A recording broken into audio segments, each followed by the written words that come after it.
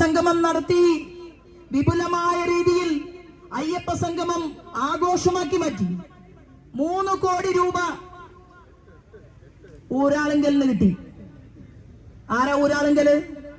കേരളത്തിന്റെ സ്വത്തും സമ്പാദ്യവും ഊരിക്കൊണ്ടേ എടുത്ത് കണ്ണൂരിലെ പാറപ്പുറത്ത്, പിണറായിലെ പാറപ്പുറത്ത് കൊണ്ടുപോയി കൊടുക്കുന്ന ആളുകളിൽ ഒരാളാണ് ഊരാളുങ്കൽ സൊസൈറ്റി, അതിലെ മെമ്പർമാർ. അല്ലാതെ കഴിവും പ്രാപ്തിയും ഉണ്ടായിട്ട് റോഡ് മര്യാദയ്ക്ക് പണിയാൻ സാധിച്ചിട്ട് നല്ല പാലങ്ങൾ കെട്ടിയിട്ട് ഏതെങ്കിലും കേന്ദ്ര ഗവൺമെന്റിന്റെ അവാർഡും വാങ്ങിയിട്ട് വന്ന് നിന്നതല്ല ഊരാളുങ്കൽ കേരളത്തിന്റെ മുന്നിൽ. ഊരാളുങ്കൽ മതി എന്ന് പിണറായി വിജയൻ തീരുമാനിച്ചു. ഊരാളുങ്കൽ മതി എന്ന് കണ്ണൂരിലെ ചില മാർക്സിസ്റ്റ് പാർട്ടിയുടെ നേതാക്കന്മാരും തീരുമാനിച്ചു. അങ്ങനെ കേരളത്തെ ഊരിക്കൊണ്ടേയിരിക്കുന്ന, കേരളത്തിന്റെ സ്വത്ത് ഊരിയെടുത്ത് മാറ്റിക്കൊണ്ടിരിക്കുന്ന ഊരാളുങ്കൽ 3 കോടി രൂപ അടിച്ചു മാറ്റിക്കൊണ്ട് അയ്യപ്പ മഹാസംഗമം നടത്തി. ഇപ്പോ ഒരു സന്ദർഭം ഓർമ്മ വരികയാണ്. അമ്പലത്തിൽ അർദ്ധരാത്രി 12 മണിക്ക് കള്ളൻ കയറി. സന്ദീപ് വാചസ്പതി ഒരു പക്ഷേ ആ കഥ കേട്ടിട്ട് പറഞ്ഞോ എന്ന് എനിക്കറിയില്ല.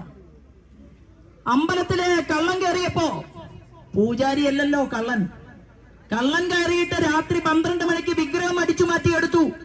പുറത്തേക്ക് ഇറങ്ങുമ്പോ ആ വലിയ മണിയിൽ തലമുട്ടി.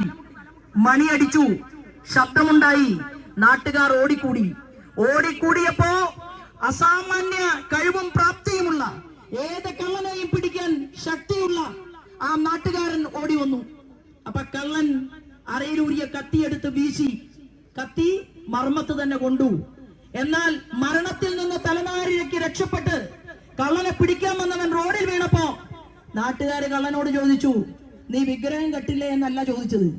നാട്ടുകാര് ചോദിച്ചു, അയ്യോ ഞങ്ങളുടെ ഏറ്റവും പ്രിയപ്പെട്ട ചേട്ടന്റെ ജീവൻ പോവാൻ തുടങ്ങുകയാണ്. അപ്പൊ കള്ളൻ പറഞ്ഞു, ഭയപ്പെടണ്ട, ആരും വിഷമിക്കണ്ട, എന്റെ കയ്യിൽ ഇഷ്ടം പോലെ പൈസയുണ്ട്, ഞാൻ ചികിത്സിച്ചോളാം, ഞാൻ ആശുപത്രിയിൽ കൊണ്ടുപോയിക്കൊള്ളാം എന്ന് പറഞ്ഞ് ജീവൻ നഷ്ടപ്പെടാതെ ഞാൻ കാക്കുമെന്ന് ഗീർവാണ പ്രഭാഷണം നടത്തി. അർദ്ധരാത്രിയിൽ അമ്പലക്കള്ളൻ.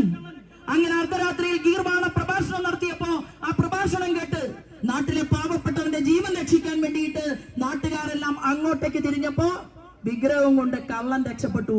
അതാണ് ഇപ്പോ ശബരിമല സന്നിധിയിലെ ഈ വാതിൽപ്പാളികളും സ്വർണപ്പാളികളും അവിടുത്തെ എല്ലാ വസ്തുവകകളും ഇത്തരത്തിൽ അടിച്ചു മാറ്റിയിട്ട് കൊണ്ടുപോകാൻ തീരുമാനമെടുത്തപ്പോ നാളെ ഇവരൊക്കെ പറയും, എന്ത് പറയും?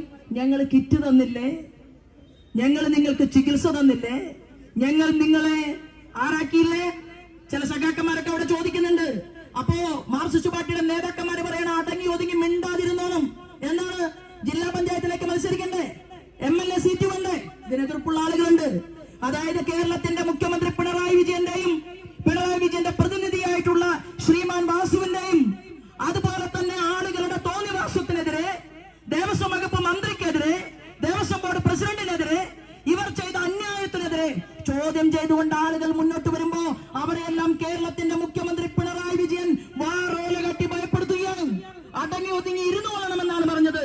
പണ്ട് കേരളത്തിൽ നടക്കുന്ന കോടിക്കണക്കിന് രൂപയുടെ അഴിമതിയെ കുറിച്ച് അച്യുതാനന്ദൻ പറഞ്ഞപ്പോ ആ അച്യുതാനന്ദൻ സഖാവിന് ഭരണപരിഷ്കാരം കമ്മീഷൻ കസേരയിൽ ഇരുത്തി സൈഡ് ലൈൻ ചെയ്തതുപോലെ ഇന്ന് പത്തനംതിട്ടയിലെ മുഴുവൻ ആളുകളോടും ഇതിനെതിരെ പ്രതികരിച്ചുകൊണ്ട് ശബരിമലയിൽ ചെന്ന് ദേവന്റെ വിഗ്രഹം കണ്ടവരും ശബരിമലയിലെ സാന്നിധ്യം മനസ്സിലാക്കിയവരുമായിട്ടുള്ള നിരവധിയായിട്ടുള്ള മാർക്സിസ്റ്റ് പാർട്ടിയുടെ നേതാക്കന്മാർ ചോദിക്കുന്നുണ്ട്, ഇത് അവസാനത്തെ കളിയാണ്, ഇത് തീക്കളിയാണ്, തീക്കൊള്ളി കൊണ്ട് തലചൊറിയരുത്, ഇത് അവസാനിപ്പിക്കണമെന്ന് പറയുമ്പോ മാർക്സിസ്റ്റ് പാർട്ടിയുടെ സംസ്ഥാന സെക്രട്ടറിയും കേരളത്തിന്റെ മുഖ്യമന്ത്രിയും പറയുകയാണ്, നിനക്ക് MLA സീറ്റ് വേണ്ടേ, നിനക്ക് ബ്ലോക്കിൽ മത്സരിക്കണ്ടേ, ജില്ലാ പഞ്ചായത്തിൽ മത്സരിക്കണ്ടേ, നിനക്ക് വാർഡ് പ്രതിനിധിയാകണ്ടേ, മിണ്ടാതിരുന്നോളണം എന്ന് പറയുകയാണ്. അങ്ങനെ പറയുമ്പോ ഞങ്ങൾ വിശ്വാസികളായിട്ടുള്ള മനുഷ്യർ അവർക്ക് സാക്ഷാൽ ശബരിമലയിലെ അയ്യപ്പൻ ഒരു മെസ്സേജ് നൽകിയിരിക്കുകയാണ് കേരളത്തിന്റെ പൊതുസമൂഹത്തിന്. എന്താ മെസ്സേജ് എന്നറിയുമോ? അയ്യപ്പന്റെ സ്വത്തുവകകൾ കാണാനില്ല. അപ്പൊ രാവിലെ പ്രാർത്ഥനയ്ക്ക് വേണ്ടിയിട്ട് നിർമാല്യ ദർശനത്തിന് വേണ്ടി ഗുരുവായൂരപ്പൻ എണീറ്റു അത്രേ. അപ്പൊ ഗുരുവായൂരപ്പനോട് അയ്യപ്പസ്വാമി പറഞ്ഞു, എന്റെ സ്വർണമെല്ലാം ഈ പിണറായി വിജയനും കൂട്ടരും അടിച്ചുകൊണ്ട് പോയിരിക്കുകയാണ്.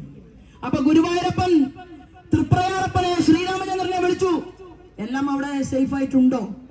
ഇത് നമ്മൾ അങ്ങനെ പറയുന്നത് ഉചിതമാണോ എന്ന് എനിക്കറിയില്ല. പക്ഷേ സാധാരണക്കാരായിട്ടുള്ള കമ്മ്യൂണിസ്റ്റുകാർക്ക് മനസ്സിലാവാൻ വേണ്ടിയിട്ടാണ് വിശ്വാസിയായിട്ട്